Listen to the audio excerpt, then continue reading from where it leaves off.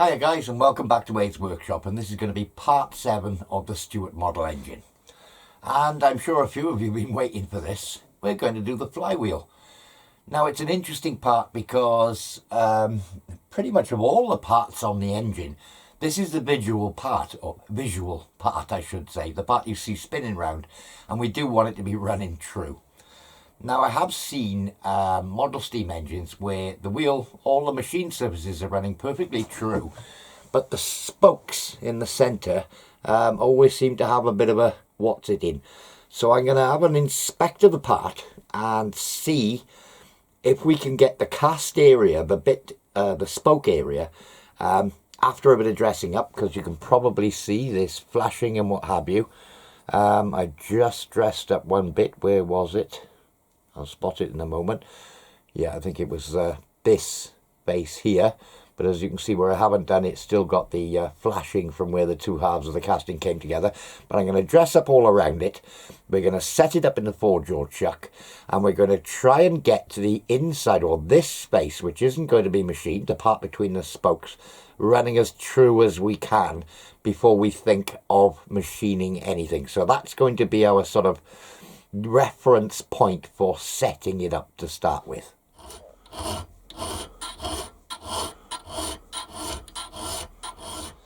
And following that, I got this great big lump on the outside.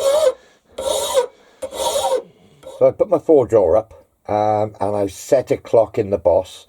I've trued up this front face, first of all, knocked it square, and then I've clocked it to get this boss running true, and then I've had a look at the spokes. Let me just start it up, bring you round, nice and slow. You can see we're running within 200-300, something like that, of a millimetre. You can see that, where are we? Difficult for me to show. It's running true here, or, you know, within half a bow, something like that. And then if I bring you round, let's see if we can get in there. Get a good visual. Sorry to go handheld here, guys. The actual wheel rim is out a bit, but the spokes themselves, or the inner part of the rim, looks good, and it's just this sort of outer part that's throwing slightly. So I'm happy with how it's sat and everything's tight. So I've just measured the thickness of this rim in 4 or 5 places around the circumference. And it measures at the moment anywhere between 580 and 586. So I'm going to call it 583. And that means, as a finished size, it's got to be as ½ inch. I want to take the same off both sides of the rim to keep the casting central. So I'm going to take perhaps 42 thou off this front face and then set this step at 3/16. So 42 thou to come off the outer edge of this rim. Just as a point of interest, guys, you can see I've got a vise there with rubber jaws in it. That's basically my camera mount. I can swivel it around and play with it. On the table, set sort of towards the back of the lathe, on the table of my drill press, you can see there's my power feed mechanism there. And I can set it up to the point of the chuck so you can see what I'm doing. So when you see these shots of the action, that's where the camera's mounted. So you'll notice, guys, that I run my lathe tool stuck out a fair way from my tool post. And obviously I would normally run it back probably 1/4 inch further back than that. But for filming, it's probably always best for me to have the tool stuck out a little bit more. Not ideal, I agree. But you can see what's going on a lot better when I've got the tool stuck out. Just something I've picked up from doing a lot of filming on the lathe. So, that said, 43 thou to come off this space. I'm running nice and slow. I'm going to come in till I get a touch. There will be a high point. There you go. There's a touch. Set everything to 0. Come out. And I'm just going to change my DRO to Imperial. And I'm going to come in perhaps, I don't know, perhaps 10 thou. We'll have a look at that. See how that behaves.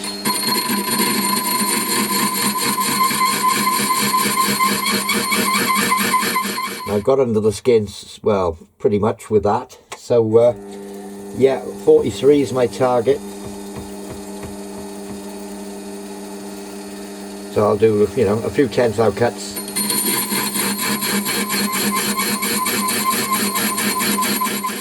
Okay, I forgot to turn the camera back on for the final cut.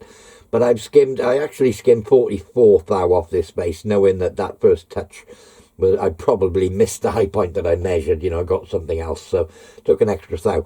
Right, that leaves this little rim here hardly visible, but it is visible and it's throwing, so we'll address that. The little intersection rim here, although it's very thin. Right, we need to step back now and face this front of the boss. And the drawing calls for 3/16. So I step back from the outer face and machine this boss size. And it actually, by the time it cleaned up, it was only 180 thou from this face. So I reset a 0 there, went back to the rim, took it to 1875 to 3/16, and it actually got rid of the little stepped lip that was on the outside, and the rad of the casting now blends into the flat. So yeah, happy with that. That means one less job to do.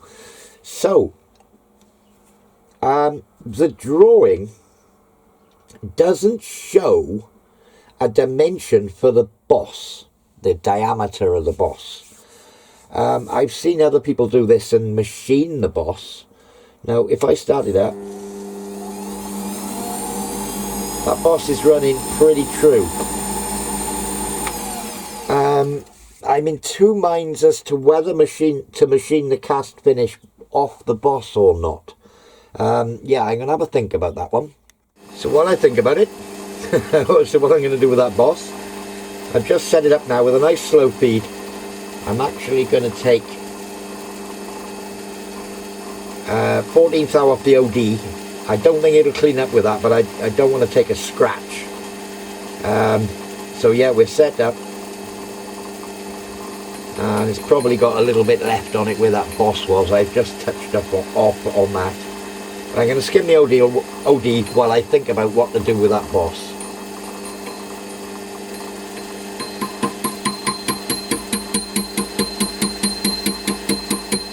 So as you can see, this area here, it's machined the rear half and not the front. If I go around the other side, you can see it's not touched any of this at all. It's taken the rib off the centre, but that's about it. So it just shows that the two halves were not quite lined up, but you know, it's nothing. That was only, what did I take? 14 thou off in total from the first sort of scratch. And the first scratch was done, where are we? On this area here, which was the little boss that I filed off. So what I've decided to do is to keep going until it cleans up, because that's the minimum point, or the maximum point where I could possibly machine it. You know, I don't want to leave a cast on the outside, and then see where we are. But at the very minimum, it's got to clean up. And I will, if there's meat left, take it down to the 3 inches.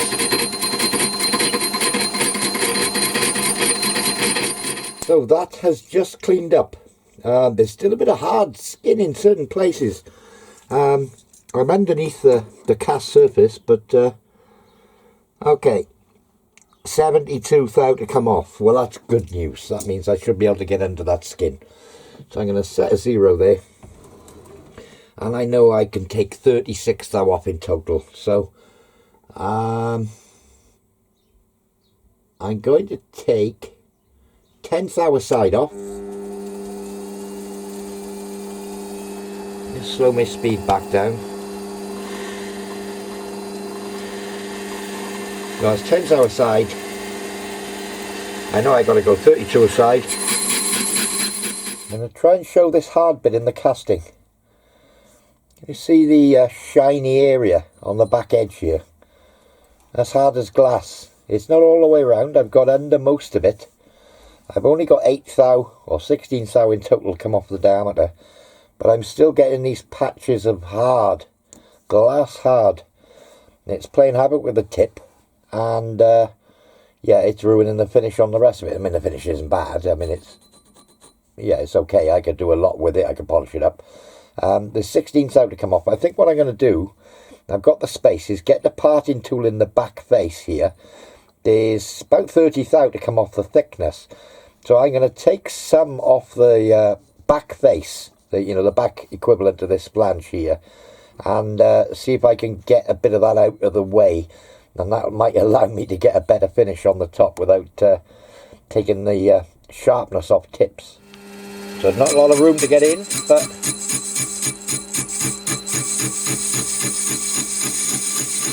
you can still hear that hard. Okay, so it's measuring up at about 518. I'm going to take 10 thou off in one cut and leave it 8 thou up for now. I'll just take another scratch through there. I'm running nice and slow, 230 RPM. Just trying to get rid of as much of that hard part as I can before I finish the OD. So I've just spent 5 minutes polishing up the OD on this face here, and the champers and what have you. Trying to give myself time to have a think about this boss. I think what I'm going to do, I am going to machine this boss, radius tool in the back edge. I am going to just machine it to clean up and put a chamfer on the leading edge so that I can hold it in a collet chuck the other way round, and then I can finish machining the features on the other side. But before we do that, I think we need a 1/4 reamed hole through the centre. And I will be spending a little bit more time polishing up on the OD and all these spaces to make it shiny. I mean, it's almost like a mirror at the moment, but there's a few tiny lines on the OD. Yeah, I mean, I want it to look nice. So hopefully, let's get that out of the way. It's not too hard to drill. It faced off all right, so centre drill in. Probably put a 6 mil drill, 6.1 maybe after that, and then we'll go for it with the reamer. And the 6 mil drill.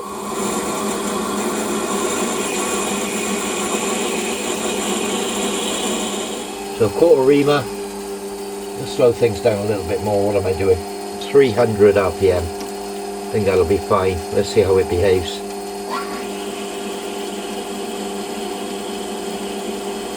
Yeah, good. Run that through till I see it poking out the back, maybe 1/4 inch.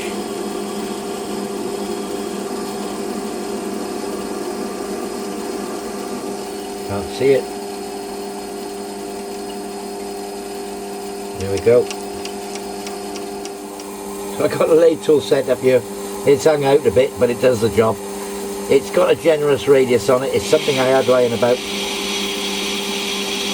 I've just taken 2 thou cut off it and it's cleaned it up.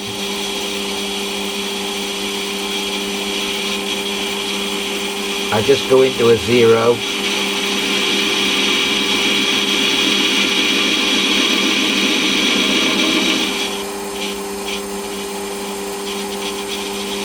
Back out again. Yep, and that's trued that up. I'm going to have to put a chamfer back on it, that's all. So you can see where that tool went in. Nice generous radius, just blended in till it started to catch on the casting. Put the chamfer back on, and I got a true diameter there now that I can hold in the collet chuck for when I put it in the other way round. And the 1/4 reamed hole. Yeah, a little bit more work needed on this OD. There's a few little machining marks still left into it, but we can machine those. No, we can polish those out. So I put the collet chuck up and spun it around, put it in the collet. It's running nice and true. Well, the original one I've already turned is running nice and true. I've just skimmed this off camera. Again, my battery died, sorry guys. The central hub part there with a radius cutter, exactly the same as before. And I'm just on the final cut of skimming the overall width. And that's the width. Okay, so I just need to put a chamfer back on now. Back up with a chamfering tool. And a little chamfer on that edge. Match up to the one on the other side.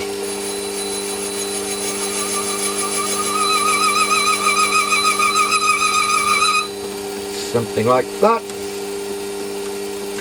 Okay, so I need to take a measurement now of this back face. I know that's ½ inch, give or take a thou, to skim this down. Now this should stick out a 1/16 from this face here to get the overall width of the hub to 3/4 of an inch. So obviously I can't measure off the back face, this is where the reference is given from. So my easiest way is just to, bear with me 2 seconds, let me find a parallel, there we go. So if I just come in here, touch on that parallel, there, set a 0, okay, so ½ inch and a 1/16, which is 9/16, back from that datum face there, 9/16, and we'll face off the front here. So I need to face it to 562.5 thou. Where are we now? 630.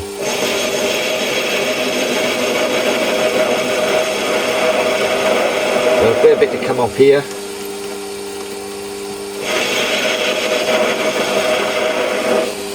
That's 570.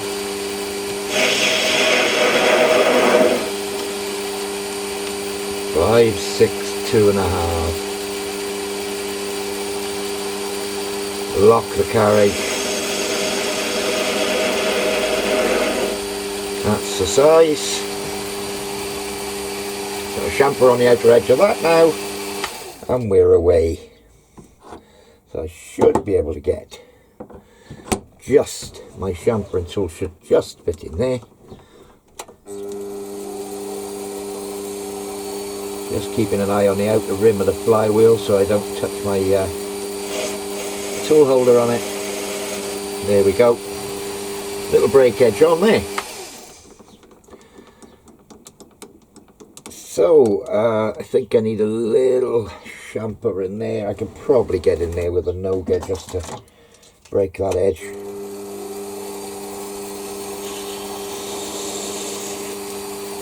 Yep.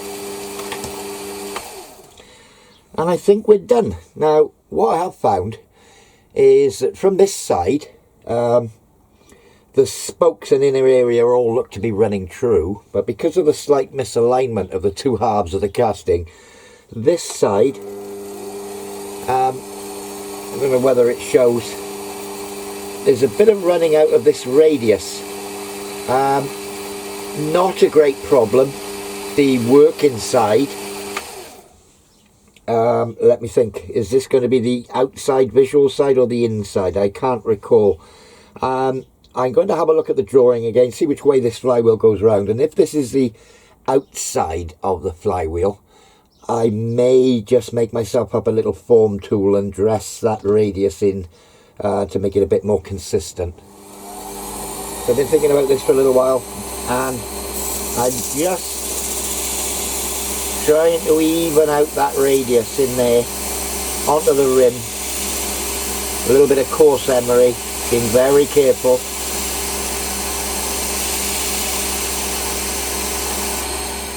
So the drawing calls for a hole down in on an angle, something like this, for a grub screw, 5BA.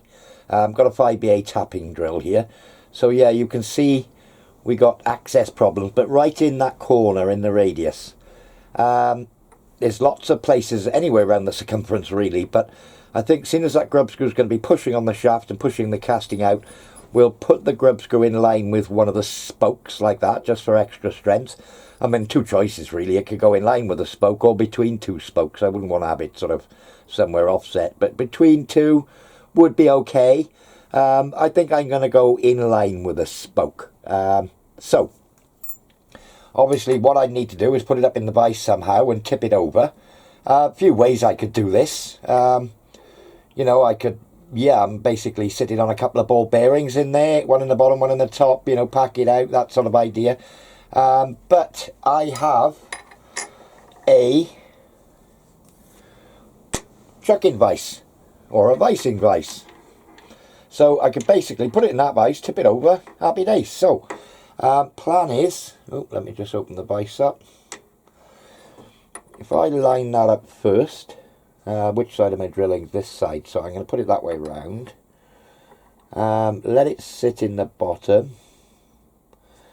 Line up by eye to get a vertical on the spoke. Just squeeze that. So I can nip that vise up now. Okay. And we'll pop it in there. And as you can see, well, it's sitting on there and swiveling actually. So find an appropriate angle. Can you still see where I am? Yeah, you can. Well, actually, I don't dislike where it's sitting at the moment. So basically do up the vise there. Let's just have another look.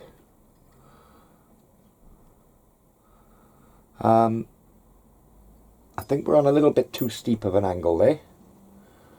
Let me just drop back a bit. I want the point of the drill where it breaks through into the bore to be central, pretty much of the boss. That looks good.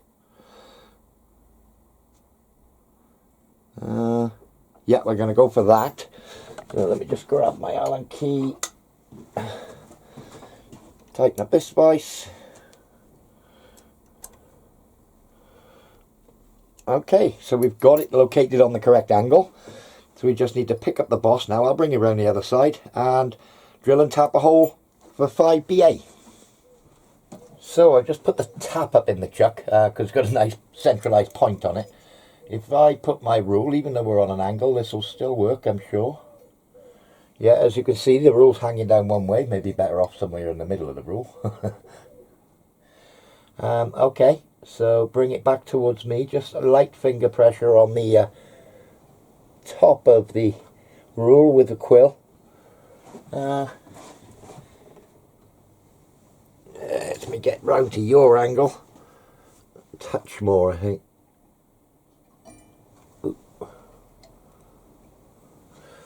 Yeah, that rule's level. We've pretty much eyeballed the centre. So I'll just lock off my Y now. Okay. And I'm going to come across to that sort of corner point of the radius. There.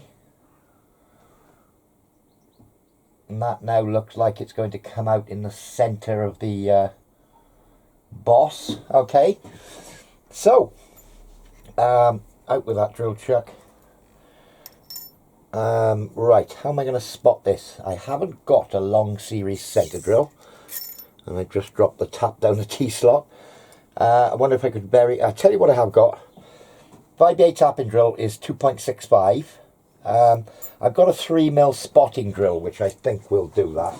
I only want to get the drill started just to get a central point. So 3mm spotting drill, where are you? Here we are. Sorry for that weight, chaps. Okay, 3mm spotting drill. Let's see.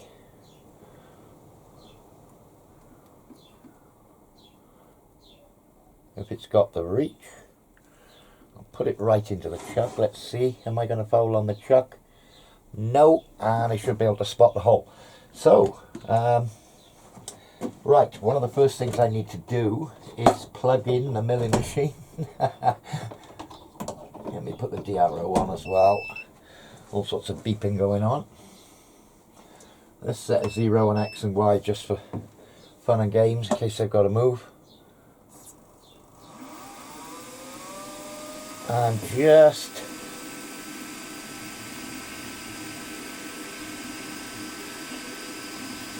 give myself a little spot there. That should do me. Swap to the 2.65 drill, which is a number 37. In fact, I think my drill's a little long. Am I in there? Yeah, I'm going to have to wind my head up a little. Okay, got room now.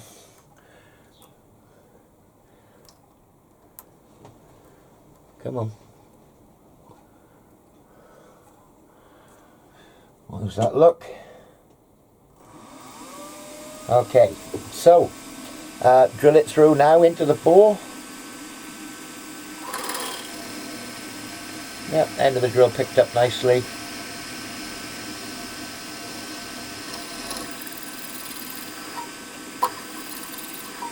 Okay. And next I need to tap it.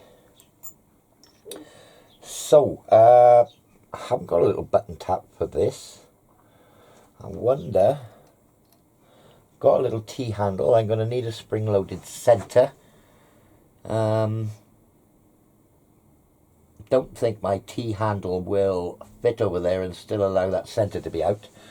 I may have to make another little button for a 5BA, but yeah, no problem, it all adds to the collection.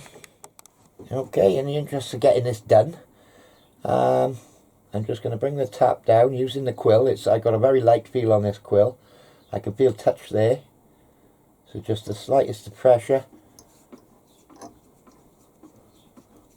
That's tapping. Just turning the spindle by hand.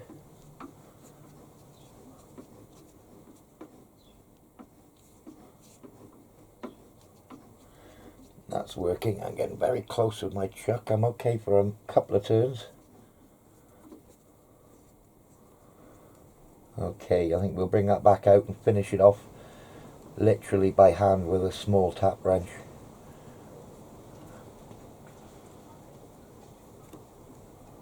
Okay, so that's that tapped. So I'm just going to go into the little kit of parts that came with the model.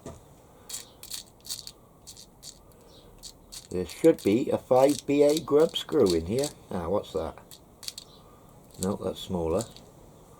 That's not 5BA. Ah, there he is.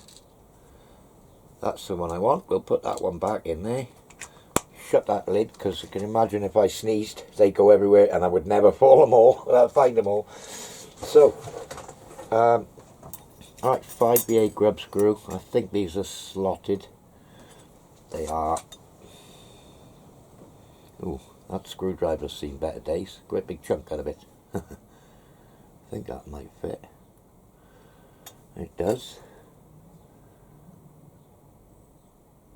Whew. We had him.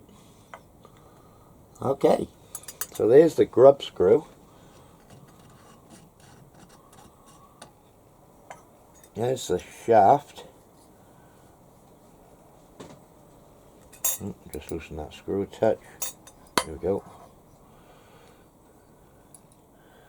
I'm going to have a look on the old internet and have a look to see where that end of that shaft is supposed to be. Is it supposed to be stuck out a bit? Isn't it? I don't know.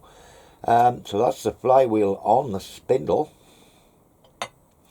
Let's just stick that there. So yeah, now in the book, or on the drawing I should say, it doesn't show, let me just double check. No, it doesn't show a pip or a hole or a flat or anything for this grub screw on the end. I'm not going to do it at this stage. I think we will make the crankshaft next.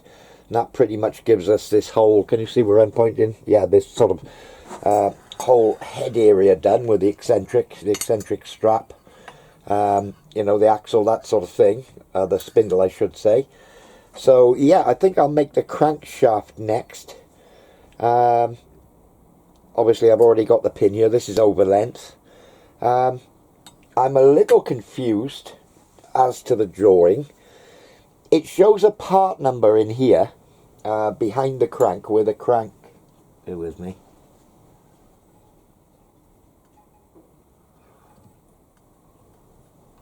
Come on. Oh, look. Well, that runs nicely. It shows a part number in here. And according to the drawing, it is part number 38. Part number 38 on the drawing just says 5/8 diameter, 15 gauge. Doesn't say what material, anything like that. But if I go to the parts list on the drawing and look at part number 38, which is this part here, it says fibre washer, 7/16 diameter. So yeah, I don't know.